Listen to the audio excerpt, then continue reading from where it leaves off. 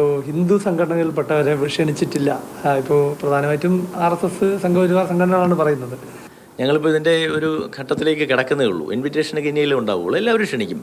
ശബരിമലയുടെ വികസനത്തിന് പിന്തുണ നൽകുന്ന എല്ലാവരെയും നമ്മൾ ഇതിൽ ക്ഷണിക്കും. അത് ഹിന്ദു സംഘടനകൾ, ഹിന്ദു ഐക്യവേദി, അങ്ങനെയൊന്നും ഞങ്ങൾക്കില്ല. ആരെയും ഞങ്ങൾ ഒഴിവാക്കില്ല. കേരളത്തിൽ നിന്ന് നമുക്ക് 2 മന്ത്രിമാരെയും നമുക്ക് മാറ്റി നിർത്തി കൊണ്ടുപോകാൻ പറ്റില്ലല്ലോ. സെപ്റ്റംബർ 20 സംസ്ഥാന സർക്കാർ പമ്പയിൽ നടത്തുന്ന ആഗോള അയ്യപ്പ സംഗമത്തിലേക്ക് സംഘപരിവാർ സംഘടനകളെ ക്ഷണിക്കുമെന്നാണ് Travancore Devaswom board president PS Prasad Mathrubhumi ന്യൂസിലൂടെ വ്യക്തമാക്കിയിരിക്കുന്നത്. ശബരിമലയെ തകർക്കാൻ ശ്രമിച്ചവർ അയ്യപ്പ ഭക്തരുടെ വോട്ട് കണ്ണുവെച്ച് അയ്യപ്പ സംഗമം നടത്തുന്നുവെന്നാണ് സംഘപരിവാർ വിമർശനം ഉന്നയിക്കുന്നത്.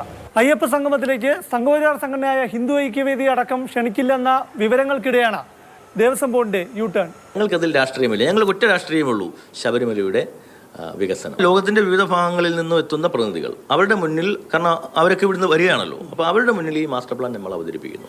ഏതാണ്ട് 1200 കോടി രൂപയുടെ മാസ്റ്റർ പ്ലാനാണ്. അപ്പോൾ അവരുടെ അഭിപ്രായങ്ങളോട് സംശീകരിച്ചുകൊണ്ട് ഒരു നല്ല മാസ്റ്റർ പ്ലാനാക്കി മാറ്റുക എന്നുള്ളത്. അതായത് ശബരിമലയുടെ വികസന കാര്യത്തിൽ രാഷ്ട്രീയമില്ലെന്ന് വിശദീകരിച്ച് ഹിന്ദു വോട്ട് ലക്ഷ്യമെന്ന വിമർശനത്തെ നേരിടുകയാണ്.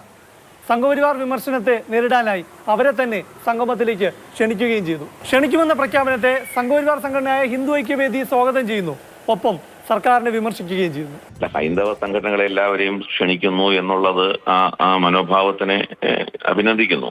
അതിനകത്ത് തെറ്റില്ല. പക്ഷേ സർക്കാർ ആദ്യം ചെയ്യേണ്ടത് ഈ ആചാര സംരക്ഷണത്തിന് വേണ്ടി അയ്യപ്പ വിശ്വാസികൾ നടത്തിയ സമരത്തിൽ സർക്കാർ ചാർജ് ചെയ്ത കേസുകൾ പിൻവലിക്കുക എന്നുള്ളതാണ്. സംഘപരിവാറിനെ അയ്യപ്പ സംഗമത്തിലേക്ക് ക്ഷണിക്കുമെന്ന ദേവസ്വം ബോർഡിന്റെ പ്രഖ്യാപനത്തെ കോൺഗ്രസ് CPM-നും BJP-ക്കും എതിരായ ആയുധമാക്കി കഴിഞ്ഞു.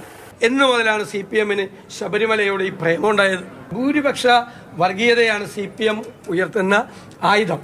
ഇപ്പോൾ വരുന്ന ആയുധം സംഘപരിവാർ കൂടി ഒരുമിച്ച് നടത്തട്ടെ. ഒരുമിച്ചാണല്ലോ, എല്ലാ ഏർപ്പാടും ഒരുമിച്ചാണല്ലോ. CPM BJP അന്തർധാരയുടെ മറ്റൊരു ഉദാഹരണമായി സംഘപരിവാർ സംഘടനകളെ അയ്യപ്പ സംഗമത്തിലേക്ക് ക്ഷണിച്ചതിന് കോൺഗ്രസ് മറ്റൊരു രാഷ്ട്രീയ വ്യാഖ്യാനം കൂടി നൽകുന്നു. പ്രശാന്ത് കൃഷ്ണ, മാതൃഭൂമി ന്യൂസ്, തിരുവനന്തപുരം.